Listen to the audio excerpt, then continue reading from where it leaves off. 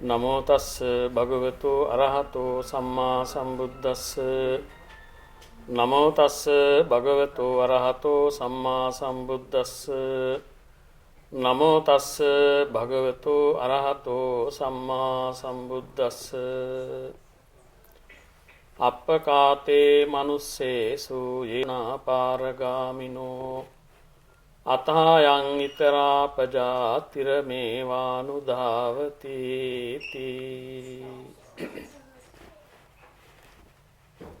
කාරුණික ශ්‍රද්ධාවන්ත පින්වත්නි,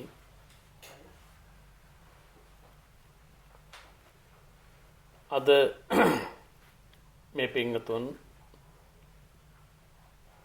උදෑසන තුනුරුවන් විශේෂ ගෞරව දක්වලා ශ්‍රී ලංකාවෙන් වැඩම කළ මේ පින්වතුන්ගේ ඒ මව්බිමෙන් වැඩම කළ ස්වාමින් වහන්සේලාට දානය පූජා කරලා මේ අවස්ථාවේ සෝදානම් වන්නේ තිලෝගුරු බුදුරජාණන් වහන්සේගේ උතුම් ශ්‍රී සද්ධර්මයෙන් බිඳක් ශ්‍රවණය කරන්නට. මෙම පින්වතුන්ගේ විශේෂ අරමුණු කීපයක් අද මෙම පින්කමට මූලික වී තිබුණා. මීට වසර ගණනකට ඉහතදී පරලොව ගිය ඒ මව්පියන්, ඒ වගේම මං දන්නේ වසරකට පමණ ඉහතදී මේ පරලොව ගිය මේ පින්වතුන්ගේ මිත්‍රයෙක්, ඒ වගේම තවත් මහත්මියක්, මං හිතන්නේ නොබෝදා මේ පරලොව ගිය තමන්ගේ දයාබර මව්තුමිය සිහිපත් කරලා ඊටාම හැඟීමෙන් යුක්තව මෙම පින්කම සංවිධානය කරගත්තා. මේ පින්වතුන් දන්නවා ජීවිතේ අපට ඇසුරු කරන මව්පියන් වේවා, දරුවන් වේවා, ඥාතීන් වේවා, හිතවතුන් වේවා, මෙවැනි වෙන්වීම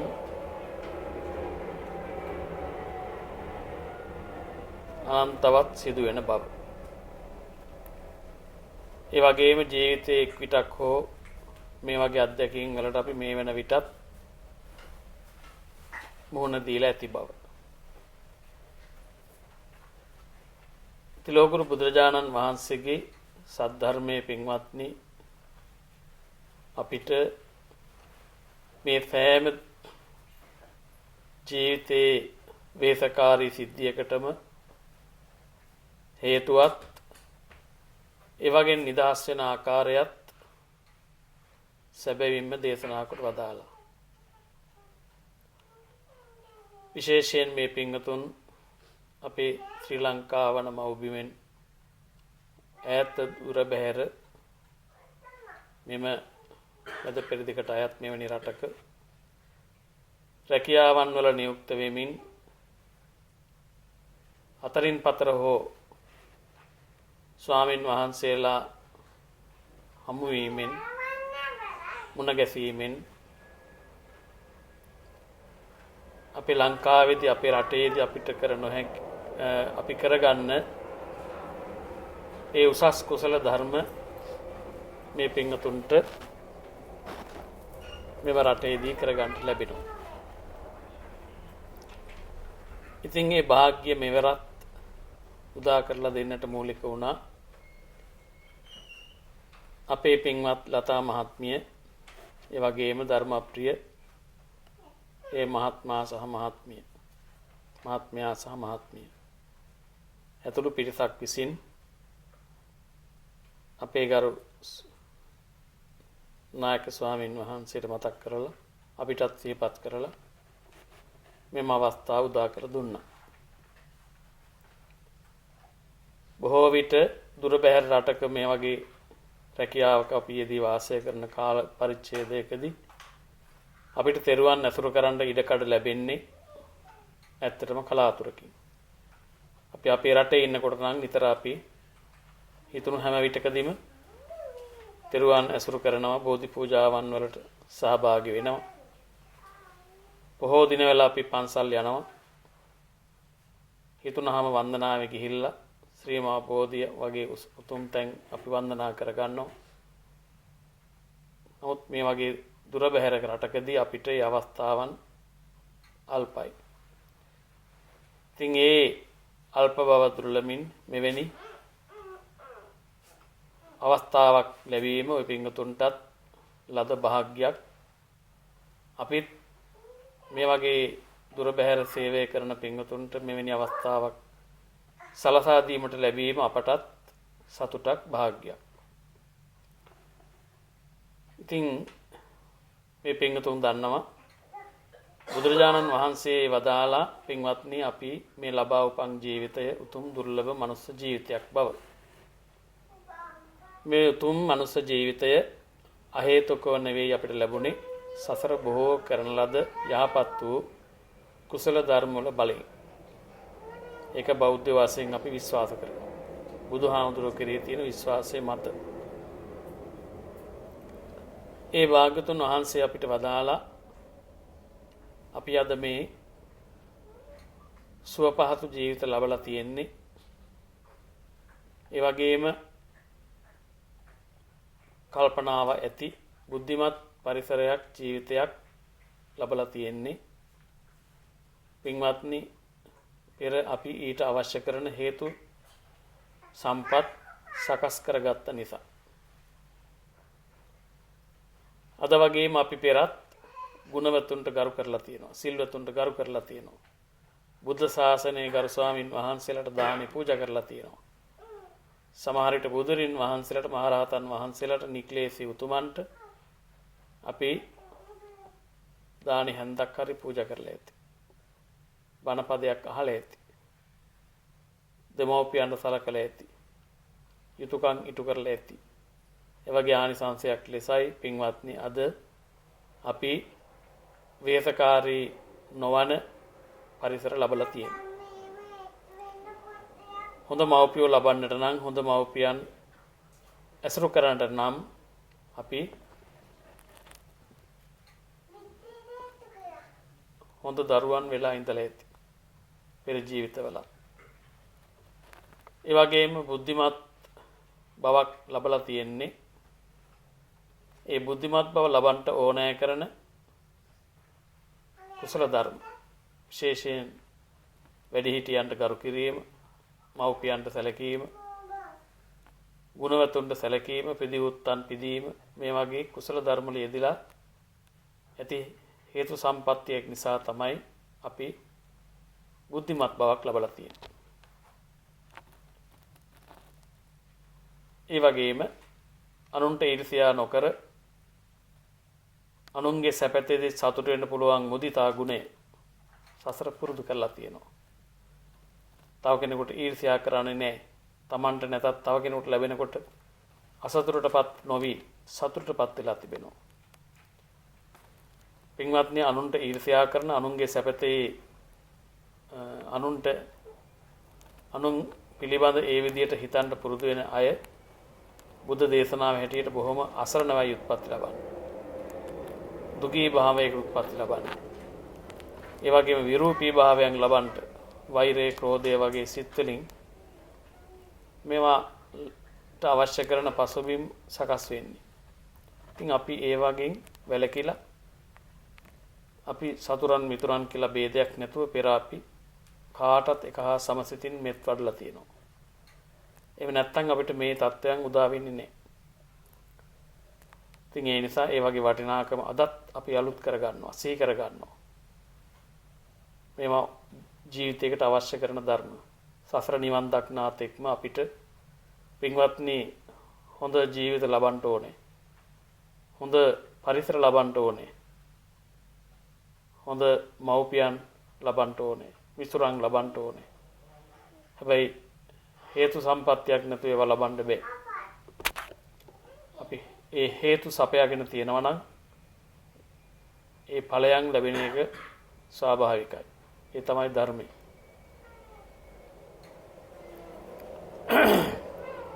ඒ නිසා දානය බුදුරජාණන් වහන්සේ උසස් කොට සැලකුවා.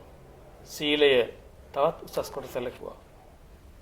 සීලය කියන්නේ කවුරුත් දන්න දෙයක්. තමන්ගේ වචනේ පාලනය කරන්න පුරුදු වීම. තමන්ගේ ක්‍රියා කාය කම්ම පාලනය කරන්න පුරුදු වීම.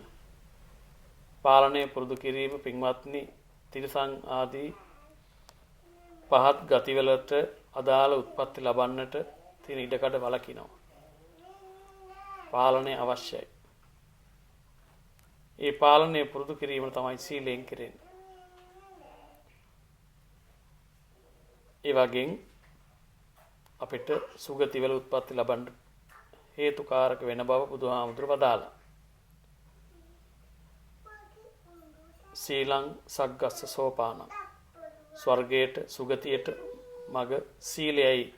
සීල වනාහි ඉනිමගක් වගේ, සුගතියට ඉනිමගක් වගේ, ස්වර්ගයට ඉනිමගක් වගේ මේ සිල්වත් බව කියලා බුදුහාමුදුරුවෝ වදාළා. ඉතින් මෙවැනි දාන සීල දෙකේ යෙදিলা අපි සංසාරිකේ ජීවිතය රැක ගන්නට අවශ්‍ය කරන කුසල් සම්පාදනය කරගන්නවා. එපමණකින්ම පින්වත්නි තවත් සම්පූර්ණ වුණා වන්නේ නැහැ. දැන් ওই පින්වතුන් අපි හිතලා බලන්න හදිසියේ ওই පින්වතුන්ගේ මිත්‍රයෙක් මරණයටපත් වුණා. ඒ වගේම තවත් මහත්මියගේ මව්තුමිය මේ ඊයේ පෙරේද මං හිතන්නේ මිය ගියා. ඒ අපේ රටේ. මේ වගේ අවස්ථාවකදී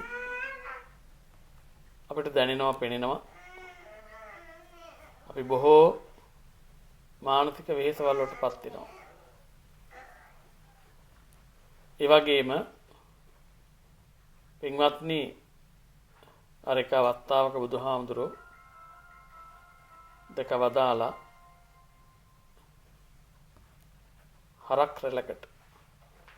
හරක් රැලක් යනවා දැකලා ආනන්ද හාමුදුරුවෝ තමක වදාරනවා ආනන්දේ මෙතන රජ නොවුණු කෙනෙක් නේ. සක්විති රජ නොවුණු කෙනෙක් නේ. නිකම් නෙවෙයි. ඉතින් ඒ අනුව අපිට පේනවා මේ ලෞකික සැප සම්පත් අපි සංසාරේ ඕන තරම් ලබලා තියෙනවා. හරක් රැලක් උදාහරණයක් නම් බුදුහාමුදුරුවෝ අදාලා නම් එහෙම අපි ගැන කුමන කතාවද කියලා අපිට හිතන්න පුළුවන්. අපි සසර මේ ලෞකික සැප සම්පත් ඕන තරම් ලබලා තියෙනවා. හැබැයි මේවා කොතෙක් ලැබුවත් මේ වගේ පින්වත්නි අපිට සෑහීමටපත් වෙන්න බෑ. සැප සම්පත් අවශ්‍යයි, පහසුකම් අවශ්‍යයි. නිරෝගී භාවය, දීර්ඝායස මේවා ලබන්න අවශ්‍ය කරන කුසල ධර්ම වල යෙදෙන්න ඕනේ. ඒවා ලබාගෙන සැප සම්පත් විඳින්මින් කාලය ගෙවා දැමීම මනුස්ස ජීවිතයක සැබෑ හරය නොවේ පින්වත්නි. එතන තියෙනවා අපිට හිතන්න තැනක්. ලබලා තියෙන සැප සම්පත් භුක්ති විඳිනවා. ඒකේ වරදක් නෑ. තමන් කරගත්ත පිනේ ආනිසංසය ඒවා ලබන්න. නිරෝගී භාවයේ භුක්ති විඳීම අපි කරපු රෝගීන් උපස්ථාන කරලා කරගත්ත එකේ ආනිසංස විපාක. දීර්ඝායස සත්ත්ව හිංසාවෙන් වැළකීලා සත්ත්වයට අනුකම්පාවෙන් ජීවත් වෙච්ච එකේ ආනිසංසයෙන් අකල් මරණ වලටපත් නොවි දීර්ඝ ජීවිත අපි ගත කරනවා. දාන ආදී කුසල ධර්ම වල බලයෙන් අපිට අවශ්‍ය කරන සිව්පත පහසුකම් සලසා ගන්න ක්‍රම යෙදিলা තියෙනවා. මේවා හොඳයි. හැබැයි මේවා ලබාගෙන අපි කුමක්ද කරන්නේ? මේවා පාවිච්චි කරන එක. මේවා පාවිච්චි කරමින් කාලය ගෙවන එකමද මිනිස් ජීවිතයේ අර්ථය. දැන් අද උදෑසන අපි ආහාර ගත්තා. මේ වගේ උදෑසන ආහාර කී වේලක් මේ ජීවිතේ අපි ලබලා තියෙනවද? දහවල් ආහාර කී වේලක් වළඳලා තියෙනවද? තවත් වාරයක් අපි වැළඳුවා අද උදේ. අපිට ඒ වාරය අවසන් වුණාම තවත් වාරයක් ආයෙත් එළඹෙනවා. ඒ වාරයටත් අපි මේ වේදනාව සංසිඳව ගන්නවා. ඇති උනේ නැහැ. ඉතින් මෙහෙම බලපුවාම පින්වත්නි මේ වාරවල් ටික ඉවරුණාම ජීවිතය ඉවරයි. තවත් වාරයක් නානවා, තවත් වාරයක් මුදල් හම්බ කරලා පඩි ගන්නවා, රැකියාව කරලා පඩියක් ගන්නවා, තවත් වාරයක් දෙමව්පියෝ බලන්න යනවා, තවත් වාරයක් දෙමව්පියෝ ආදී නෑදෑයෝ බලලා අපි ආපහු මව්බිමෙන් මේ රටට එනවා. ආයෙත් වසරක් දෙකක් ගත කරලා මුදල් හොයාගෙන අපි ආයෙත් අපේ නෑදෑයින් බලන්ට යනවා. මේ ඔක්කොම බලපුවම තවත් වාරයක් විතරයි පින්වත්. ඒ වාර ඉවර වෙනවා. හොයපු මුදල් ඉවර වෙනවා. කරන කියන කටයුතු සැප සම්පත් විඳිනේවා ඉවර වෙනවා. බලන්න මේ වගේ తాවකාලික බව. අපි එහෙම කියලා අපිට රැකියාව නොකර බෑ. ඒ කරන කියන දේවල් එකක්වත් නොකර බෑ. නමුත් අපි ගෙවා දමන්නේ අපේ මනුස්ස ජීවිතය මේ වාරවල් ටික වෙනුවෙන් පමණද කියලා අපි හිතන්න ඕනේ. ඒ නිසා මේකේ තියෙනවා අපිට මීට වඩා හිතන්න දෙයක්. මොකද්ද? පින්වත්නි, තුන් ලෝකාග්‍රෝ බුදුවරයෙක් ලෝකේ පහළවන්නේ ඊටාම කලාතුරකින් කියන වචනේ අපි නිතර අහනවා. එවැනි කාලයක මිනිසත් බවක් ලැබීමත් අංග විකලත්වයකටපත් නොවුණු සිරුරක් ලැබීමත් මේ ඔක්කොම දුර්ලභ කරුණු ලෙස අපි අහලා තියෙනවා. මේ දුර්ලභ කරුණු අපි ලබලා කරගන්න ඕන කුමක්ද? පින්වත්නි, කරගන්න ඕන වෙන දෙයක් නෙවෙයි. අඩුම ගානේ දුගතියෙන් වළකින්නවත් ඕනෑ කරන මානසික වර්ධනය, මානසික දියුණුව ලබන්න ඕනේ. මනුස්ස ජීවිතයකදී බුදුහාමුදුරුවෝ වදාලා අඩුම ගානේ සෝතාපන්න වෙන්න පුළුවන් අපිට. සෝතාපන්න වෙන්න පුළුවන්.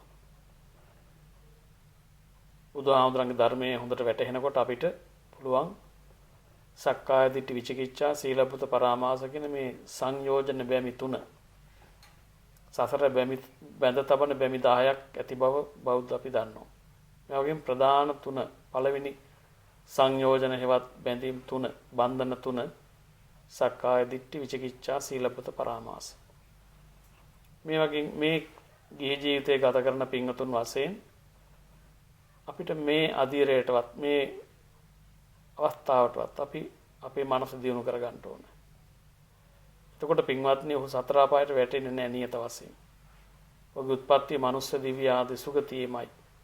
අනික හත් වතාවකට මෙහා නිවන් දකිනවා. මේකට කුමක්ද කළ යුත්තේ? බුදුහාමුදුරුවෝ දාලා සෝතාපන්න වෙන්නට තියෙන අංග 4ක්. මොකද්ද? කල්යාණ මිත්‍ර සේවනය, සද්ධර්ම ශ්‍රවණය, කල්යාණ මිත්‍රයන් ඇසුරු කිරීම, සද්ධර්මය අවබෝධ කළ කල්යාණ මිත්‍රයන් ඇසුරු කිරීම, ඒ උන්වහන්සේලාගේ ඇසුරෙන් සද්ධර්මයේ ශ්‍රවණය කිරීම, ශ්‍රවණය කළ දහම නුවණින් මෙනෙහි කිරීම, මෙනෙහි කොට අවබෝධ කළ දහම ජීවිතයට එක් කර ගැනීම, ධර්මානුධර්ම ප්‍රතිපදාව. මේ කරුණු 4න් කෙනෙකුට පුළුවන් මේ ජීවිතයේදී සෝවාන් මඟඵල නුවණ ලබන්න. ඉතින් ඒ සඳහා අපේ බුදුහාමුදුරුවෝ වදාළේ කුමක්ද? මේ සක්කාය දිට්ඨිය කියන වචනේ කවුරුත් අහලා ඇති. මොකක්ද? පින්වත්නි, මේ හිත කය දෙක අපිට දෙනවා. හිත කය කියලා දෙකක්. අපි එතෙන්ද යොමු වෙන්න ඕන. මේ හිත කය දෙක ගැන අවබෝධයක් ලබලා අපි නුවණින් අවබෝධ කරනවා මේ කයවත් මේ හිතවත් මට අයිති නැති බව, මගේ නොවන බව. ඔය හිත කය දෙක මම මගේ කියලා හිතන එක තමයි සක්කාය දිට්ඨිය කියන්නේ. දෘෂ්ටිය. එතකොට සක්කාය කියලා කියන්නේ පින්වත්නි මේ හිත කය දෙක ආත්ම වශයෙන්, මම වශයෙන්, මගේ වශයෙන් ස්ථිරව තියෙන දෙයක් වශයෙන් පිළිගන්නේ. ඉතින් ඇත්තටම මේ දෘෂ්ටිය, මේ පිළිගැනිල්ල, මේ මතය පින්වත්නි අපිට සියලු දුක් ගෙන දෙන්නේ. මේ සියලු දුක් වේත වලට අපිට ප්‍රධාන හේතුවක්, සසර ඇවිදිනට ප්‍රධාන හේතුවක් ওই මමත්වය. මමත්වයේ සම්මතයට ඕනේ. සම්මත වශයෙන් අපි මම මගේ කියන්න ඕනේ. හැබැයි මේ වගේ යථාර්ථයක් නැති බව නුවණින් දකින්න ඕනේ. නුවණින් අවබෝධ කරගන්න ඕනේ. දැන් බලන්න දැන් මෙතන ඉන්න මේ පිරිසකින් එක්කෙනෙක්ගේ අම්මා කෙනෙක් ඊයේ වෙනදා නැති වුණා. මේක මහත්මියක. අපි කාටවත් ඒ ගැන දුකක් නැහැ. අපි කියන්නේ පොදුවේ ඉතින් මේ ලෝකේ කවුරුත් මැරෙනවනේ කියලා. නමුත් ඒ මහත්මියට අපිට වගේ ස්වභාවික වෙන්න බෑ අද. ඒට වෙනම මානසික පීඩනයක් වේදනාවක් තියෙනවා. ඒ ඇගේ මව වෙච්ච නිසා. අපේ කවුරුවත් නොවෙච්ච නිසා. අර ක්‍රිෂ්ණමූර්තිතුමා කියලා ඉන්දියාවේ හිටිය දාර්ශනිකයෙක් පුංචි කාලේ පොඩි ඔය ළමා අවදියේ මං හිතන්නේ අවුරුදු 10 15 වගේ අවදියේ ඔය එයාගේ මල්ලි මැරිලා තියෙනවා. ඒ මල්ලි මැරිච්ච එකට මහා වේදනාවකින් මේ ක්‍රිෂ්ණමූර්ති ළමයා අවුරුදු 12ක 15ක ළමයි මල්ලිට අවුරුදු 10ක් විතර. ඉතින් මිය ගිය වෙලාවේ මෙයා දරුණු ශෝකයක දැඩි ශෝකයකටපත් වුණා. ඉතින් එහෙම ඉන්නකොට මෙයාට පේනවලු ඉන්දියාවේ තවත් මලමිනි ගෙන යනවා දවන්ට. ගංගා හබඩට ගිහලා ඒ මිනි දවනවා අපි අහලා තියෙනවා. ඉතින් මේ ක්‍රිෂ්ණමූර්තිතුමා පුංචි කාලේ දැක්කලු තවත් මිනි ගෙන යනවා. ඔවුනොවුන්ගේ ඥාතිවරු පිටුපසින් හඬමින් විලාප නගමින් යනවා. මෙයාට හිතෙනවලු මොකද මේ අය මගේ මල්ලිට අඬන්නේ නැත්තේ? මට ඇඬෙන්නේ නැත්තේ ඒගොල්ලෝ වෙනුවෙන්.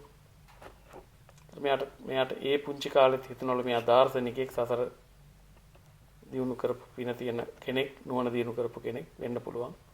මෙයාට ඉබේම හිතෙනවලු මේ මැරෙන එක ලෝකෙට අයිති එකක්.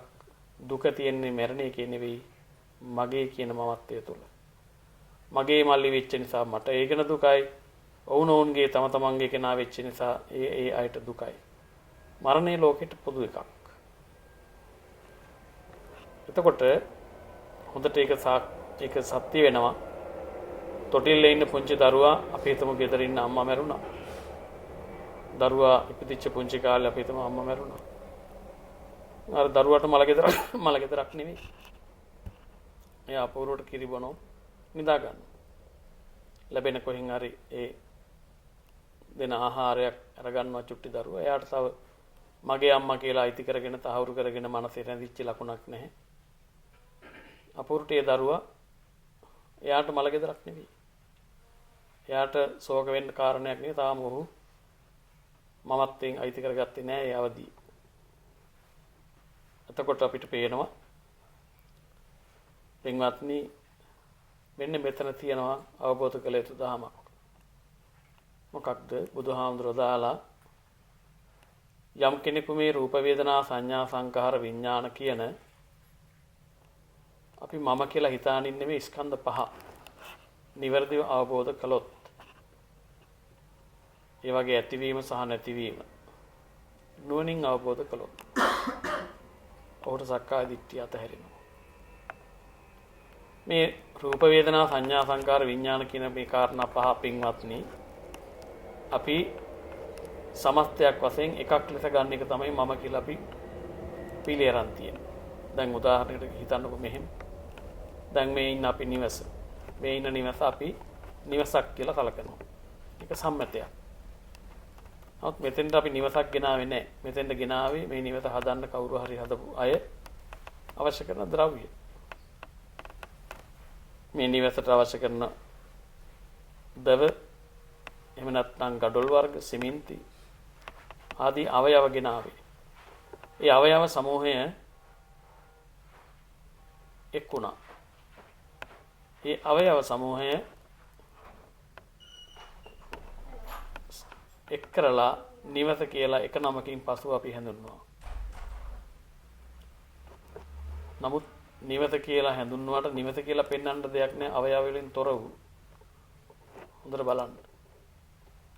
මේ නිවස කියලා අපිට පෙන්වන්න වෙන්නේ අර අවයව ටික විතරයි. මෙන්න මේ වගේ පින්වත්.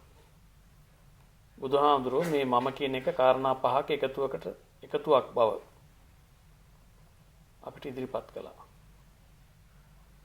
මේ රූපේ එක අවයවයක්. සිරුර. මේ සිරුර බුදුහාමුදුරුවෝ දාරනවා මගේ නොවන බවට කොහොමද අපි දකින්නේ? සත්‍ය වශයෙන් බැලුවොත් මේ සිරුර පින්වත්නි මව්පියන්ගේ මූල ධර්ම වලින් හටගත් එකක්. මේ ශරීරයේ සෑම අවයවයක්ම මව්පියන්ගේ මූල ධර්ම. මගේ මූල ධර්ම නෙවෙයි. මව්පියන්ටයි මූල ධර්ම. ඒ මූල ධර්ම කෙස් ලොම් නියදත් සම්මස් ආදී අවයව වල යම් හැඩයක් තියෙනවා නම් ඒ හැඩ අයිති අර මව්පියන්ගේ මූල ධර්ම වලට. එතකොට කෙස් ලොම් නියදත් ආදී ශරීර අවයව ඊතා කුඩා අවදියේ මව් කුසේ ඇටවත් නොපෙනෙන සෛල සමූහයක්. ඒ සෛල බිඳනකොට මව් කුසේ තියෙන ආහාරෝජාව උදව් කරගෙන 10ක් බිඳනකොට 20ක් වුණා. 20ක් බිඳනකොට 40ක් වුණා. කොහෙන්ද ඒකට අවශ්‍ය කරන අමුද්‍රව්‍ය? කුසේ තියෙන ආහාර. කුසේ තියෙනවා ටික කාලයකට වටපිටාවෙන් පෝෂණයක් ලබන්න පුළුවන් ආහාරවල. සෛල 10ක් බිඳනකොට 20ක් වෙනවා. රූප කලාප මේ සෛල කියන්නේ. ඊතා කුඩා අංශු වෙනි. එතකොට දැන් මව් කුසෙන් බිහි වෙන්නට උනාට පස්සේ මව්ගෙන් වෙන් වුණාට පස්සේ හුස්ම ඇතුල් වෙනවා. කිරි ටික ලැබෙනවා. හොඳට බලන්න මේ සිරුරේ පෝෂණය ලබන්නේ අර ආහාරයෙන්. ශරීරයේ සීතල වෙන එක වළක්වන්නේ ආශ්වාස වාතයෙන්. ශරීරයේ සීතල වුණොත් මේක මරණයටපත් වෙනවා. එහෙම නොවි ශරීරයේ සීතල නොවි මරණයටපත් නොවි මේකේ උණුසුම රඳා පවතින්නේ මේ ආශ්වාස වාතයෙන් ඇතුල් වෙන ඔක්සිජන්. කවුරුත් දන්න දෙයක්.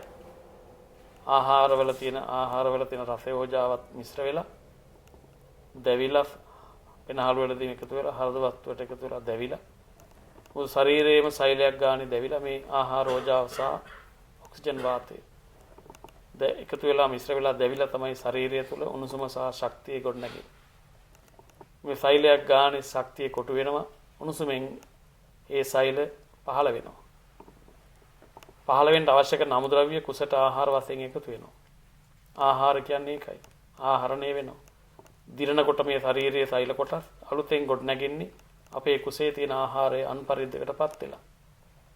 අර හාල් ටික බත් වුණා වගේ තැම්බෙනකොට බත් ආදී ආහාර වලට උණුසුම වදනකොට කෙස්ලොම් නියදත් ආදී කොටස් වලට හැරෙනවා. ඒවැය තියෙන රූප කලාප වලට හැරෙනවා. ඒව තියෙන සෛල වලට අන්පරිද්දකින් උපදිනවා. ඒ උපදින සෛල කොටස් දිරීමටපත් වෙලා කබ කඳුළු දාඩිය මල මුත්‍රා ආදී දිරණ කොටස් ශරීරයෙන් බැහැර වෙනවා. මෙහෙන් දිරණේවා වෙනුවට කුසට ආය උදේට දවල්ට ආදී ආහාර එකතු කරනවා.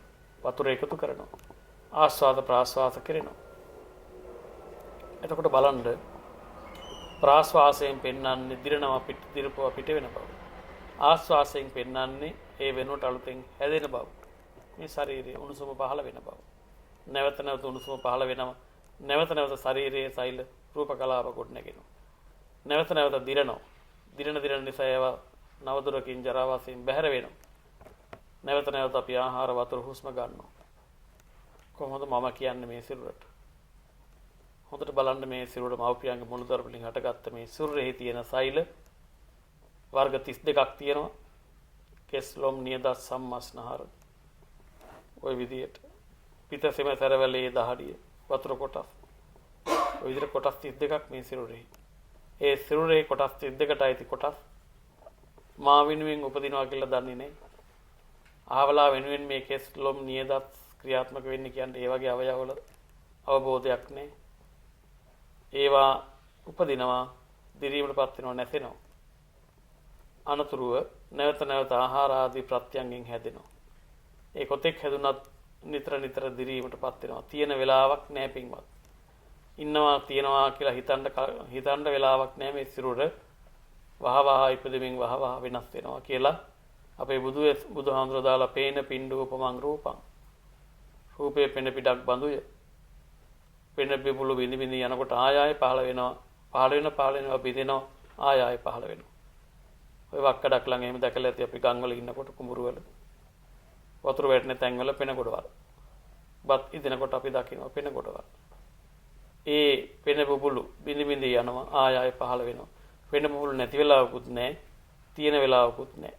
තියෙන ඒවා බින්දනකොට ආය අඩුව පිරෙනවා. මේ වගේ කියලා බුදුහාඳුර මේ සිරුර ගැන දේශනා කළා. පේන පින්ඩූපමං රූපං. රූපේ පෙන පිටක් බඳුය. හැබැයි එන්ඩෙන්ඩ හැදෙන පෙන බෝලු තිබුණු ඒවාට වඩා දිරණ පැත්තට හැරි යනවා. ඒකට ලදරු අවදිය, ළමා අවදිය, තරුණ අවදිය බලන්න දැන් අපේ ශරීරයේ තියෙන ස්වභාවය එදාට වඩා වෙනස් වෙලා. අද තියෙන ස්වභාවය තව තවත් එහාට හැදෙන්නේ හුස්ම පාරක් ගන්න වෙනස් වෙලා දිරණ පැත්තට හැරි. මෙන්න මෙහෙම මේ සිරුර මම නොවේයි මගේ නොවේයි ආහාරයෙන් ජලයෙන් වාතයෙන් ලබන හේතු ප්‍රත්‍යයෙන් හේතු උදව්වෙන් මේ ශරීරය පැවැත්වෙන්නේ. තියෙන ස්ථිර වූ ශරීරයක් නැහැ. මම හෝ මගේ කියලා ගත හැකි යමක් නැහැ. මම හෝ මගේ කියනකම් ඒ ශරීරයේ තියෙන රූප කොටස් නතර වෙලත් නැහැ. පින්වත්නි, හරියට දකිනවා නම් ගඟක් ගලනවා වගේ. ගලන ගඟකට ගිහිල්ලා අර දාර්ශනිකයෙක් කියමනක් තියෙනවා. ගඟ කියලා නම් කරන්න හදනවා විතරයි නම් කරන්න බෑ. ඇයි? ඒ වතුර පල්ලෙහාට යනවා. අනතුරු එන වතුර වලටත් ඒ සිද්ධියමයි.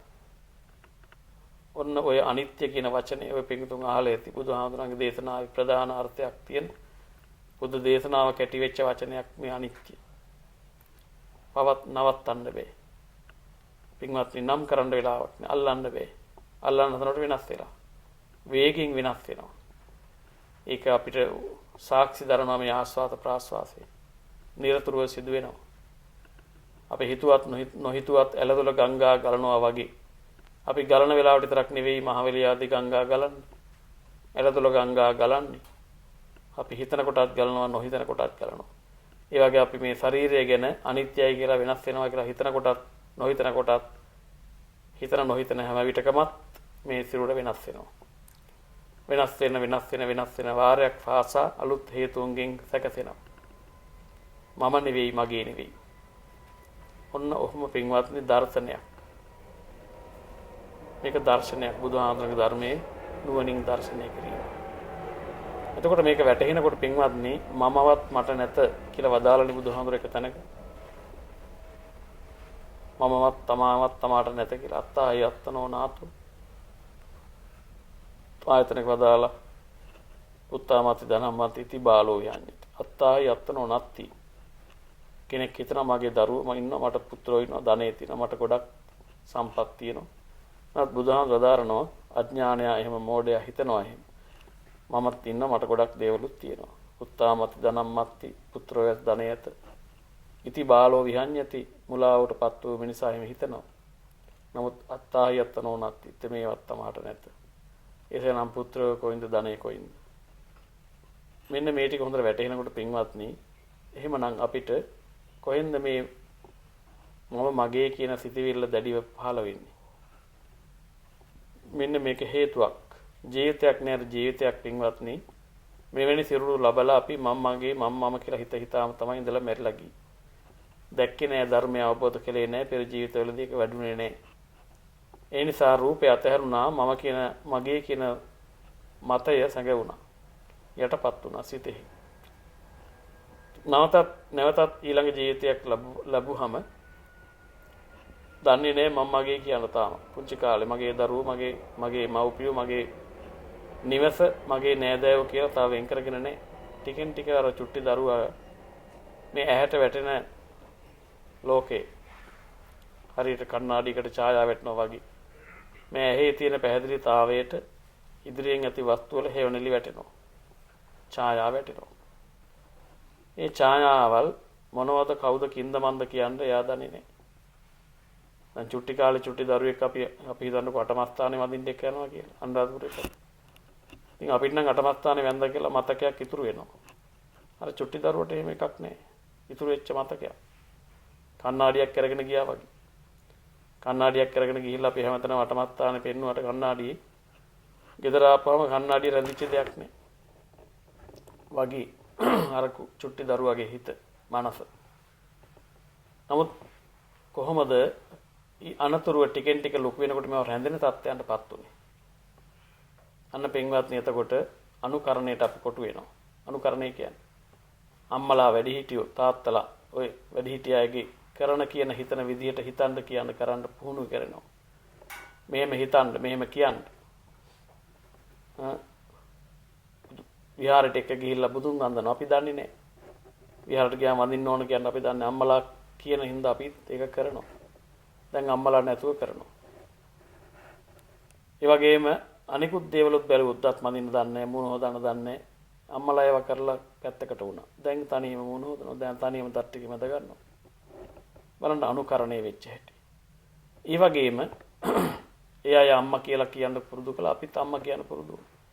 බැරි වෙලාවත් ඔය චුට්ටි දරුවා රෝහලකදී මාරුණා නම් ඒත් දන්නේ නැහැ. එහෙමත් වෙන අවස්ථා තියෙනවා. ඉතින් වැඩිහිටියෝ කියන හින්දා අපිත් ඒ භාෂාව කියනවා. අපි බෞද්ධ පරිසරයක වැඩ නිසා බෞද්ධ වුණා. අනික් අය තවත් පරිසරයක නම් ඒ ආගමේ අය වෙනවා. පරිසරය මනසට වැළඳ ගන්න පෙර ඔහු කිසිදු ආගමකට නේ. කිසිදු මව් කෙනෙක් පිය කෙනෙක්ගේ සම්බන්ධය නැහැ. ඔහු තුළ මමත්වයක් මතුවෙලා නැහැ. හැබැයි සංගවිච්ච මමත්වයක් තියෙනවා. ඒක ජීවිතයක් නේ. අර ජීවිතයක මමත්වය ඇසුරු කරපු හේතුව නිදිගත් අවස්ථාවක තියෙනවා. මේකට කියනවා අනුසය කියලා. නිදිගත් අවස්ථාව. නිදාගෙන ඉන්නේ. ඔන්න හේතු වේදනකොට පුතා මේක ඔයාගේ මේක අක්කාගේ අපි හිතන්නකො අම ගෙඩියක් ගෙනලා කපනවා. මේක පුතාට මේක ඇල්ල මේක අක්කට. මේක ඔයාට නෙවෙයි. මේක ඇඳුම් පැළඳුම් ගෙනල්ලා බෙදනවා. ඔහොම වෙනකොට පින්වත්නි අර චුට්ටි දරුවාට මේ මම මේ අන් අය මේ මගේ නොවේ මේ මගේ අර විවාහාරයට එකතු වෙනවා. එතකොට ඔන්න බලන්න සංගවිච්ච මමත්වයේ මතුවෙනවා. අර අපි කියව ජීවිතයක් නෑ. ජීවිතයක මමත්වයෙන් අපි බරිතව ජීවත් වෙලා සංගුණා. මේ ජීවිතේට ආයෙත් ඔක ඉස්මතු වෙනවා. ස්මරණය වෙනවා. සිහි වෙනවා. සිහි වෙලා නැවත භාවිතා වෙනවා. භාවිතා වෙනකොට නැවත වර ඇඳෙනවා හිතවල.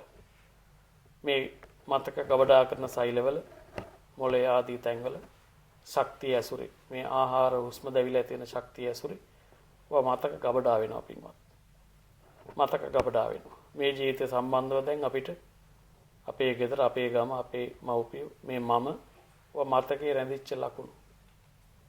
ඒ රැඳිච්ච ලකුණු හේතු යදනකොට මේ ඉන්ද්‍රියන්ට ඇස කන නහය දිව ශරීරක ඉන්ද්‍රිය පහට හේතු ගැටෙනකොට මතක් වෙනවා පින්වත්. දැන් අම්මා කියන වචනේ සද්ද එකයි. නමුත් අපි එක් එක්කනට අම්මලා කී දෙනෙක් සද්ද එකයි. නමුත් රැඳිලා තියෙන අම්මගේ සංඥාව වෙනයි. මතකයේ අවදි වෙලා මතක් වෙනවා. සංඥාවක් 100ට නැගෙනවා. ඒ සංඥාව හෙවත් මතක් වීම මතක් වෙන තැන හරියට පින්වත්නි කැඩපතක වැටෙන හේවණල්ලක් ඡායාවක් වගේ. ඡායා මාත්‍රයක්. නුවණින් හිතලා බලන්න ඒ අම්මද කියලා. ඒ මනසේ පහළ වෙන්නේ ඡායා මාත්‍රය. ඒකට කියන්නේ සංඥා ස්කන්ධය. දැන් රාත්‍රී නිින්ද ගියාම අපිට ලොකු බියක් ඇති වෙලා ඇහැරෙනවා. වටපිට බලනකොට නයික් පෙන්නවා. හීනයක් ඇහැරලා බලනකොට නයික් නෑ. නමුත් ඒ වෙලාවට හිත නයික් වුණා.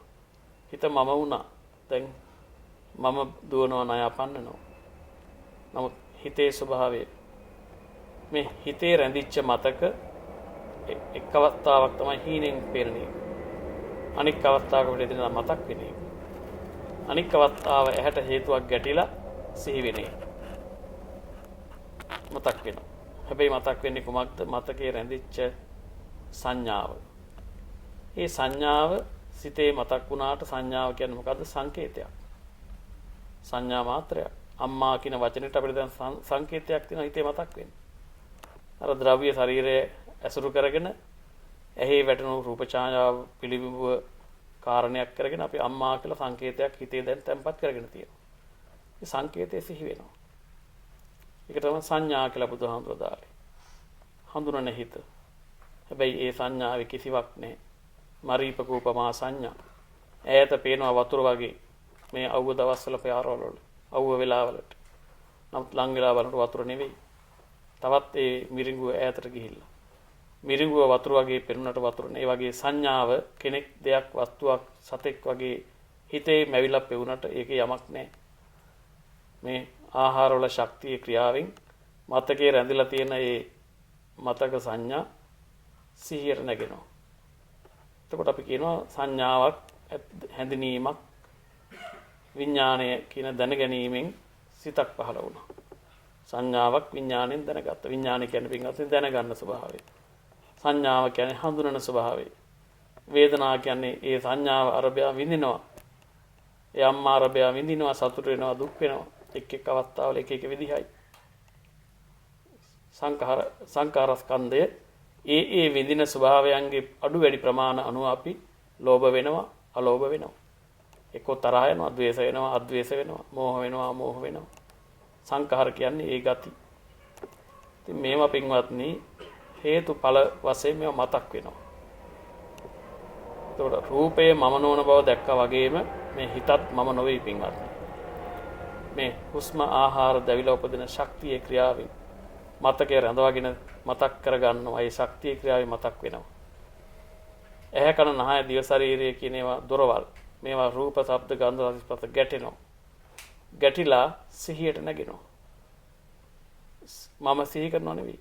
ඒවා ඉබේ වෙන්නේ. ඒකයි හේතුඵල දහමක් කියලා බුදුහාමුදුරුවෝ පටිච්ච සමුප්පන්නයි. ප්‍රත්‍ය වෙනවා. හේතු යෙදෙනවා.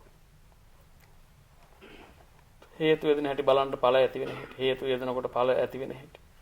කවුරුවත් කරනවා නෙවෙයි. හේතු යෙදෙනකොට පහළ වෙනවර මතක් වෙලා රැඳිලා තියෙන මතක. පහළ කරලා දෙන කෙනෙක් නැහැ. ඒවා බාර ගන්න කෙනෙක් නැහැ. සංඥාව හඳුනනවා, විඥාණය දැනගන්නවා. වේදනාව ස්කන්ධය විඳිනවා. සංඛාර කියන්නේ ලෝභ මොහ කරනවා. ඉතින් එතකොට රූපය කියන්නේ පඨවි ආපෝ තේජෝ ආයෝ කියන මේ ආහාර ආදී ප්‍රත්‍යයෙන් හැදෙන ද්‍රව්‍ය ශරීරය. ඉතින් ওই විදිහට පින්වත්නි සමහරට මේවා ඉස්සරවම අහනකොට අපිට ගැඹුරුයි වගේ පේන්න පුළුවන්. නමුත් පින්වත්නි රූපය මම නොවේ, වේදනාව, සංඥාව, සංකාර, විඥාන කියන මේ හිත කය දෙක. හිතේ ආකාර 4යි, රූපයයි 5යි. කාරණා 5ක්. මං ඉස්සෙල්ලාම කිව්වා ওই පින්වතුන්ට මතකයි. අවයව ගොඩක් එකතු වුණාම තමයි ගේ කියන්නේ කියලා එක නමකින්. ඒ වගේ දැන් ආපහු ලෙහන්න වෙනවා මේක තෝරගන්න. රූපය වශයෙන් දකිනවා. වේදනාවට හේතුව ස්පර්ශ හේතුවෙන් වේදනාව ඇති වෙනවා. ස්පර්ශයයි වේදනාවට හේතුව. සීතල දෙයක් ස්පර්ශ වුණොත් සීතල බවට ස්පර්ශ දැනීම ඇති වෙනවා. හඳුනනවා. ඒ වගේම පැණි රස, තිත්ත රස ආදී ඒ දිවේ ආදී තැන්වල ස්පර්ශ වලට මේ පැණි රස, මේ තිත්ත රස කියලා හඳුනනවා. දැනගන්නවා විඥාණය, සංඥාව හඳුනනවා. වේදනාව විඳිනවා. හරි හොඳයි මිහිරි කියලා. ඒක අමිහිරි කියලා බලන්න. එතකොට ඔය සිත්වල ආකාර හේතු යෙදෙනකොට පහළ වෙලා නිරුද්ධ වෙනවා. මේ ක්‍රියාවලිය තුල මම කියලා යමෙක් නැහැ පින්වත්. මේ ක්‍රියාවලිය තුල තමා කියලා යමෙක් නැහැ. යමක් නැහැ, යමෙක් නැහැ. අයිතිකාරයෙක් නැහැ. මේකට තමයි බුදුහාමුදුරුවෝ දාලේ හේතුඵල ධර්මය. අපි ඉස්කෝලේ වල ඉගෙන ගන්නවා ක්‍රියා ප්‍රතික්‍රියා කියලා වචන දෙකක්. ඒ සිද්ධියමයි. ක්‍රියාව යෙදෙනකොට ප්‍රතික්‍රියාවක් වෙනවා වගේ හේතු යෙදෙනකොට හිතවල පහළ වෙනවා. විඥාන පහළ වෙනවා. ඒවා පහළ වෙලා මොකද වෙන්නේ? හේතුත් සමගම නිරුද්ධ වෙනවා. හේතුත් නිසා ඵල හට ගන්නවා. හේතු නිරුද්ධ වීමෙන් ඵල නිරුද්ධ වෙනවා. දේදුන්නක් පායන්ට අවශ්‍ය කරන හේතු ලැබෙනකොට දේදුන්න නැමැති ඵලය ඇති වෙනවා. දේදුන්න පායන්ට ප්‍රත්‍ය වුණා වූ හේතු නිරුද්ධ වෙනකොට දේදුන්න එතන නැතු යනවා. මේ වගේම තමයි අපේ ඇහැට පෙනෙනවා. හේතු යෙදෙනකොට ඇහැට පෙනෙන හේතු ප්‍රත්‍ය වෙලා විඥාන හේවත් දැනීම පහළ වෙනවා. ඇසයි රූපයයි ආලෝකයයි ගැටිලා රූප ඡායාවෙහි වැටෙනවා. මතකේ රඳවාගත්ත මතකය අවදි වෙලා හිතක් දැන ගැනීමක් හේවත් විඥානයක් පහළ වෙනවා. ශබ්දෝ කනට හැපෙනවා. පුංචි කාලේ දන්නේ නැහැ, මතක් වෙන්න දෙයක් නැහැ. නමුත් දැන් ශබ්ද කනේ හැපෙනකොට මතක් වෙන්න ගොඩක් දේවල්. අම්මයි කටහඬ, තාත්තයි කටහඬ, සත්තුන්ගේ විවිධ ශබ්ද කටහඬ වල් ඒවා රැඳිලා තියෙන මතකේ. ශබ්ද කම්පන කනේ හැපෙනකොට අදාළ හේතුව සිහියට නැගෙනවා. ඔය කතා කරන්නේ අහවලා. විඥානය දැනගන්නවා. ඉතින් මෙන්න මෙහෙම පින්වත්නි මේක බොහෝ උතුම් ධර්මයක්. බුදුහාමුදුරුවෝ දාලේ මේ ලෝකේ තියෙන ශ්‍රේෂ්ඨම ධර්මය. සත්‍ය. මේ මම කියලා මෙතන කෙනෙක් නැහැ. මේවා පේන්න අපිට වෙහෙස දැවෙන්නේ නැති වෙනවා මේ ජීවිතේ පින්වත්. නිවන කියන්නේ සැනසීම. නිවුණු බව ඇති වෙනවා හිතවල. බාර ගන්න ලෝකේ දෙයක් නැතු යනවා. දැඩිව ගන්න දෙයක් නැතු යනවා. වෙහෙස අතහැරෙනවා. බොහෝ විට හිතන්න පුළුවන් ගිහි පින්වතුන් වශයෙන් මේවා අපිට කරන්න පුළුවන් දේවල්ද? මේ කාම ලෝකේ පුළුවන් පින්වත්. මහාන වෙන්නම අවශ්‍ය නැහැ. මේක අවබෝධයක්. මේ බණ අහන වෙලාවට මේක අවබෝධ කරනවා. ඒ අවබෝධය කවදාවත් යට අහිමි වෙන්නේ නැහැ. ඒ අවබෝධය තුලින් ඔහු ජීවත් වෙනවා. උට වෙහෙස නැහැ. අම්මා තාත්තා දෙමව්පියන්ට සම්මත වශයෙන් සලකනවා. යුතුයකම් ඉටු කරනවා දරුවන්ට ආදී කාටත්. අත්හැරනකොට වෙහෙසක් නැතුව මම මගේ නොවේ කියන එකත් සිහි කරනවා. මමත් මගේ නොවේ නේද? අන්දයක් මට කොයින්ද? මේවා සිහි කරනවා. මේවා පින්වත්නි මෙහෙම ගැඹුරින් අවබෝධ ලැබුවොත් අපිට මේ ජීවිතේ තරක් නෙවෙයි සංසාරෙම අනන්න තියෙන බුදුහාමුදුරුවෝ වදාරලා තියෙන පිටුතුන් අහලා ඇති. මහමෝදේ වතුර පරදව අඬලා තියෙනවා. ඔය වගේ තවත් අනන්න තියෙනවා අපිට. මේක අද හදාගත්තේ නැත්තම්. මේක හදාගත්තේ මේක අවබෝධ කරේ නැත්තම් තව කී වාරයක් අපිට සසර ඉපදී මේ විඳින් වලට අපි ලක් වෙයිද? දුක් වලට භාජනය වෙයිද? අපිව බේරා ගන්න කවුරුවත් නැහැ පින්වත්නි. අපේම තමන්ට තමන් පමණයි. ඔක සත්‍යයක්. ඒ නිසා මේ දුර්ලභ මනුස්ස ජීවිතේ බුදුහාමුදුරුවෝ වදාළේ මේක කරගත යුතුයි. මේ අවස්ථාව පැහැර නොහැර යුතුයි. ජීවිත අවසානයේ අපිට සැනසෙන්න තියෙන මොනවද? මේ අවබෝධය ලැබුවේ නැත්නම් අපි කොච්චර දුකකින්ද වෙහෙසකින්ද පින්වත්නි අපිට අපේ ප්‍රියමනාප අයගෙන් වෙන් වෙන්න වෙන්නේ. මේ අවබෝධය ලැබුවොත් යාට වෙහෙසක් නැතුව ලෝකේ අත්හරින්න පුළුවන්. ඒක සත්‍යයක්.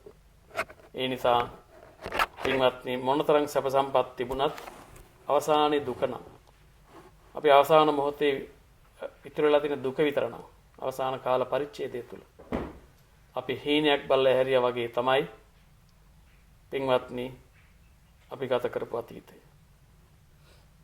ඒක අද වෙනකන් ගත කරපු අතීතයත් අපිට ඒකට සාක්ෂි දරනවා. ආපහු බැලුවාම අපි විඳපු දෙයක් නැහැ. අපි ලැබපු සපතක් නැහැ. ඒක ඔක්කොම නිරුද්ධ වෙලා. මේක තමයි ඇත්ත. ඉතින් ඒ නිසා ජීවිතේ සැබෑ සැනසීම ලබන්න මෙලොවෙත් විතරක් නෙවෙයි පරලොවට සසර නිදහසක් නිවනක් ලබන්න දුකේ කෙලවරක් දකින්න පින්වත්නි අපි ධර්මයේ ශ්‍රවණය කරන්න ඕනේ. ධර්මයේ ඇසුරු කරන්න ඕනේ. ඒ නිසා ඒ අවස්ථාව පින්වත්නි මේ මනුස්ස ලෝකෙ ඉපදිච්ච අයගෙන් ලබන්නේ ඊටාම් දුර්ලභ පිරිසක්. ඕක තමයි මා මුලින් මාතෘකා කළ ගාථාවේ බුදුහාමුදුරුවෝ වදාළි අප්පකාතේ මිනිස්සේසු යේජනාපාරගාමි අතහයන් ඊතරාපජා තිරමේවානු දහවති. මහා සාගරයේ ජලය රැලි මගින් වෙරළට එනවා. ඇවිල්ලා ඊටා ස්වල්පයක් විරලි රඳවලා සියලු ඒ මුළු ජලස්කන්ධයම ආපහු මුහුදට යනවා. මේ වගේ කියලා බුදුහාමුදුරුවෝ වදාරනවා මේ දුර්ලභ මිනිසත් බවක් ලැබලා ඊටාම ස්වල්ප දෙනෙක් පමණක් බුදුරජාණන් වහන්සේගේ ධර්මයෙන් ප්‍රයෝජන ලබනවා. අනෙක් සියලු දෙනාම සංසාරෙටම දිව යනවා. ආපහු වතුර ටික මුහුදට යනවා වගේ. අන්න ඒ දුර්ලභ පිරිසට අපි අයිති වෙන්න ඕනේ. ඒ දුර්ලභ පිරිස අපි වෙන්න ඕනේ. මොකද අපි ඊට අදාළ සුදුසුකම් සියල්ල දැන් සපුරලා තියෙනවා. අපි මිත්‍යා දෘෂ්ටි කුලවල උත්පත්ති ලැබුවේ නැහැ. ඒ වගේම පිටසක්වල, പ്രേත ලෝකවල, තිරිසන් ලෝකවල උත්පත්ති ලැබුවේ නැහැ. දැන් අද මේ ඒ සියල්ලෙන් වෙන් වෙලා හොඳ අංග විකල නැති හොඳ සිරුරක් ලැබලා මේ සියලු සුදුසුකම් ලැබලා ඒ නිසා අපි දාන ආදී කුසල ධර්ම සිදු කරගන්න ඕනේ. සීල ආදී ගුණ ධර්ම ආරක්ෂා කරගන්න ඕනේ. ඒ වගේම සත් ධර්මයේ ශ්‍රවණය කරලා ප්‍රඥාව ලබන්න ඕනේ. එහෙම ලබනකොට අපිට මේ හිත හදාගන්න පුළුවන් පින්වත්. අපේ අර මෞතුමිය මියගිය ඒ මහත්මියත් හිතන්න ඕනේ. බුදුහාමුදුරුවෝ ඉන්න කාලේ විසාකාවත් අඬාගෙන ආව දවසක්. විසාකාව අඬාගෙන එනවා බුදුහාමුදුරුවෝ ළඟට. ඇයි විසාකාව? මොකද ශෝකයෙන් ඔබ අනේ ස්වාමීනි මගේ මිනිබිරියක් මිය මා ඊටාම ප්‍රිය මට මං ආදරය කරන මිනිබිරිය. ඉතින් මේ මිනිබිරිය මේ අඩු ආයසෙන් මැරුණා. ඉතින් මට දරා ගන්න බෑ මේ ශෝකේ. ඒ තරම් ඇය මට ප්‍රියයි. ඉතින් බුදුහාමුදුරුවෝ අහනවා විසාකාවෙනි මේ සවැත් නුවර ජනගහනය කොච්චරද? 7 කෝටියක් විතර. මේ ජනගහනයෙන් දවසට කී දෙනෙක් මැරෙනවද? ස්වාමීනි සමහරට 4-5 දෙනෙක් මැරෙනවා. 2-3 දෙනෙක් මැරෙනවා, 10-15ක් මැරෙනවා, 20-30ක් මැරෙන අවස්ථා තියෙනවා. කොහොම හරි දවසකට නම් කොහොම හරි කීප දෙනෙක් නම් මැරෙනවා. විසාකාවෙනි ඔබ කැමතිද මේ 7 කෝටියක් පමණ ඉන්න මේ ජනතාවට ඔබ ප්‍රියද? ඔබට මේ දරුවා වගේම ප්‍රිය නම් ඔබ කැමතිද? එහෙමයි ස්වාමීනි. මේ දරුවා වගේම මට මේ ඔක්කොම ප්‍රිය නම් මං ඒත් කැමතියි. එහෙනම් ඔබට ජීවිතේ හැමදාම අඬමින් තමයි ඉන්න වෙන්නේ. ඇයි? මේ සවැත් නුවර දවසකට දෙතුන් දෙනාත් මැරෙනවා, 5-6 දෙනාත් මැරෙනවා. මරණේ දිනපතා කවුරු හරි මැරෙනවා. ඔබට අඬාම ඉන්න වෙනවා. ඇයි? ප්‍රිය දේවල් 100ක් නම් දුක් 100යි. ප්‍රිය දේවල් කොච්චරද? 10ද 2ද 3ද 4ද 20ද? ඒ තරමට ප්‍රිය දේවල් කොච්චරද? දුක් එච්චරයි. දුක් ඒ තරමටම. අන්න ඒ නිසා බුදුහාමුදුරුවෝ වදාලා මේ ලෝකේ කුමන දෙයකට හෝ ඇලුම් කරනවා නම් දුකට හේතුමයි. ප්‍රේමතෝ ජායති සෝකෝ. ඇලීම ප්‍රේමයෙන්, බැඳීම ප්‍රියභාවයෙන් ශෝකයට හේතුවයි.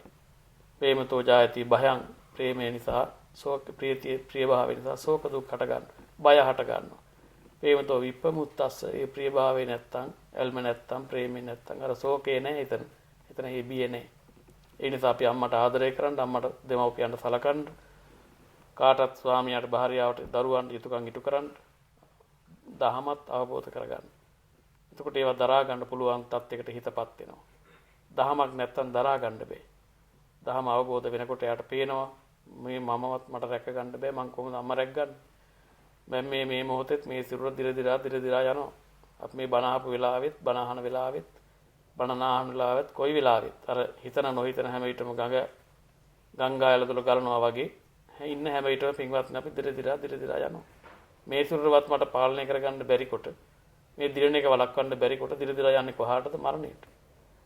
කොහොමද තව කෙනෙක් රැකගන්නේ? මේක සම්මතයක්. සම්මතේ මම්මගේ කියලා කියන්න ඕනේ. හැබැයි මමවට මගේ වට නෙමෙයි. යථාර්ථයෙන් මම හෝ මගේ නොවේ. මේ දෙක සම්මත පරමාර්ථ කියන මේ දෙක තේරෙන්න ඕනේ. මේක තේරුම් ගත්තාම පින්වත්නි සම්මතේ අපි යුතුයකම් ආදී සියල්ල ඉෂ්ට කරනවා. පරමාර්ථය තුලින් ලෝකේ අත්හරින්නත් හිත ශක්තිමත් කරනවා. හිත පුහුණු කරනවා. මම කියන්නේ එකපාරට පුළුවන් කියලා. සසර පුරුද්ද තියනවා එකපාරටමත් බැරි නැහැ. නමුත් අපි පුරුදු කරන්න ඕනේ, පුහුණු කරන්න ඕනේ. දිනපතා පුහුණු කරන්න ඕනේ. මේවා බුදුහාමුදුරුවෝ අදාරපු දේවල්. උදේහවා මෙනෙහි කළොත් ධර්ම කියලා. ප්‍රේමනාපය අපාට අනිවාර්යෙන් වෙන බව උදේට හතර මෙනෙහි කරන්න කියලා බුදුහාමුදුරුවෝ වදාarලා තියෙනවා පින්වත්නි. භික්ෂු භික්ෂුණී උපාසක උපාසිකා කියන කාටත් ඒක කරන්න ඕන කියලා. එතකොට ඔවා දරා ගන්න පුළුවන් මානසිකත්වයන්ටපත් වෙනවා. ඉතින් ඒ නිසා මේ අවස්ථාව ඊටාම වටිනා ධර්ම කරුණු ටිකක් ඔය පින්වතුන් මතක් කළේ. මේ මැද පෙරදිග වැනි දුර බැහැර රටක ඉඳලා රැකියාවල යෙදෙමින් කාලය ගෙවන අතරමඟ තිලෝකර බුදුහාමුදුරුවෝ ගැන සිහි කරගන්න, ධර්මයේ ගැන සිහි කරගන්න අවස්ථාවක් සලසා දුන්නා. ඒ අවස්ථාවෙන් මේ පින්වතුන් ඇත්තටම ප්‍රයෝජනෙ ගත්තා. ඉතින් මේ වගේ ධර්ම කරුණු ශ්‍රවණය කරලා ඔය පින්වතුන් එපමණකින් සැලෙන්නපත් නොවි මේව දැන් මෙනෙහි කරන්න ඕන. ගෙවල් වලදී මේව මතක් කරගන්න ඕන. අවසර බුදුන් ඇඳලා සිහි කරන්න පුරුදු වෙන්න. මේ ආහාර නිසා මේ සිරුර ඇති වෙන බව, හුස්ම නිසා ඇති වෙන බව, මව්පියන්ගෙන් හටගත්ත සිරුරක් බව, මේක නිරන්තරව දිර දිරා යන බව, මේක හේතු ප්‍රත්‍යයෙන් හටගන්න බව, මේ රූපය, මේ වේදනා ආදී හිත කය දෙකම මම නොවන බව, මගේ නොවන බව. ඔන්න ඕවා මෙනෙහි කරන්න, සාකච්ඡා කරන්න. ඒ වගේම ජීවිතේ අවබෝධය ලැබෙනතුරු අත නොහරින්න. එතකොට පින්වත්නි අපේ ජීවිතයේ ගෙවෙනකොට ඉතුරු වෙච්ච දෙයක් තියෙනවා. නැත්තම් අපි බැංකුවල සල්ලි දාගත්ත තරමින් පින්වත්නි මේ ජීවිතේට නඟ ප්‍රයෝජනයක් වෙයි. නමුත් ඊළඟ ජීවිතේට ගෙන යන්න ලැබෙන්නේ නැහැ. ඊළඟ ජීවිතේට ගෙන යන්නත් දා ගන්න ඕන. මොනවද? ශ්‍රද්ධා ධනෙ, සීල ධනෙ, හිරි ධනෙ, ඔත්තප්පි ධනෙ, ශ්‍රුත ධනෙ, ත්‍යාග ධනෙ, ප්‍රඥා ධනෙ. මේ ආර්ය ධනයන් තමයි අද මේ බණ අහනකොට ඔය පින්වතුන් මේ එකතු වෙන්නේ. ඉතින් ඒ නිසා ඒ ධනෙ අපේ සංසාරික ජීවිතේම අපිව ආරක්ෂා කරනවා. ඉතින් ඒ නිසා මේ පින්වතුන්ට මේ කතා කළ ධර්ම කරුණු වල මොනවා හරි ප්‍රශ්න තියෙනවා නම් ඒවා සාකච්ඡා කරන්න අපේ ගරු ස්වාමින් වහන්සේ වැඩම කරයි. ඉතින් මේ වෙලාවේ මේ ධර්ම ශ්‍රවණය කිරීමෙන් ජනිත කරගත්ත ඒ සකල කුසල පුණ්‍ය සම්භාර ධර්මයේ විශේෂයෙන් අපි ප්‍රාර්ථනා කරමු. මේ පින්වතුන් මතක් කළා වූ දයාබර මිතුරාණන්ටත් ඒ වගේම මතක් කළා වූ මිය පරලෝකීය ඥාතරුන්ට, මෞතුමියට මේ හැම කෙනාට මේ පින අනුමෝදන් වේවා. ඔවුන් අසරණ ඉන්නවා නම් වහා ඉන්න අත මිදේවා, සුගතියකටපත් වේවා. කල්යාණ මිත්‍ර සේවනයේ ලැබේවා, සද්ධර්මයේ මුණ ගැසේවා. සංසාර දුකෙන් මිදී ලබන අති උතුම් නිර්වාණ අවබෝධයේ පිණසම මේ හැම පින්වතුන්ටම මේ පුණ්‍ය ශක්තිය අනුමෝදන් වේවා, හේතු ආසනා වේවා කියලා සාදු කියලා ප්‍රාර්ථනා කරා. ඒ වගේම මේ සිද්ධ කරගත්ත සියලු කුසල් අහසේ විමන්න සිටින දෙවියන්ටද පොළොවේහි රුක්ෂ පර්වත ඇසුරු කොට ඇති දෙවියන්ටද මහත් 이르දී ඇති සක්‍ර බ්‍රහ්ම ආදී දෙවියන්ටද මේ ස්ථානයේ අරක්ගත් සියලුම දෙවි දේවතාවන්ට දත්පත් වේවා. සියලු සත්වයෝ සියලු බුහුතයෝත්පත් වේවා. මව්පිය ගුරුවරු නෑදෑ බන්දු මිත්‍රාදීන්ටද නමින් නැසී පරලෝකීය සියලු ඥාති මිත්‍රාදීන්ට අනුමෝදන් වේවා. මෛත්‍රිය වේවා, සැපයටපත් වේවා, අමා මහ නිවන් අවබෝධයේ පිණසම ඒ හැම දිනාටම හේතු ආසනා වේවා කියලා සාදු කියලා ප්‍රාර්ථනා කරමු. ඒ වගේම විශේෂයෙන් මේ අවස්ථාව උදා කර දුන්න අපේ ලාතා මහත්මිය, ධර්ම ප්‍රිය මහත්මායේ මහත්මිය මේ සියලු දිනාටම මේ පුණ්‍ය ශක්තියෙන් අනුමෝදන් වේවා. නිවන් දක්නාතෙක්ම පාප මිත්‍ර සේවනයන්ටපත් නොවේවා. බුද්ධ ආදී උත්තම කල්යාණ මිත්‍ර සේවනය ලැබේවා. සද්ධර්මයේ මුණ ගැසේවා. සියලු සංස්කාර ධර්මයෝ අනිත්‍යයි දුකයි අනාත්මයි යන විදර්ශනා නුවණ පහළ වී සෝවාන් සකෘදාගාමි අනාගාමි අරිහත් යන මාර්ගඵල ඥාන පිළිවෙලින් අමා නිවන් සම්පත් අවබෝධයේ පිණසම මේ හැම දිනාටම හේතු ආසනා වේවා. ආකාසට්ඨා ච බුම්මට්ඨා දේවා නාග මහිද්దికා පුඤ්ඤන්තං අනුමෝදිත්වා චිරං රක්칸තු ලෝක සාසනං. ආකාසට්ඨා ච බුම්මට්ඨා මහිද්దికා පුඤ්ඤන්තං අනුමෝදිත්වා චිරං රක්칸තු දේශනං. ආකාසට්ඨා ච බුම්මට්ඨා දේවා නාග පුඤ්ඤන්තං අනුමෝදිත්වා චිරං රක්칸තු මේ ගරුන්. සියලු දෙනාටම උතුම් තුනුරුවන්ගේම පිහිටයි.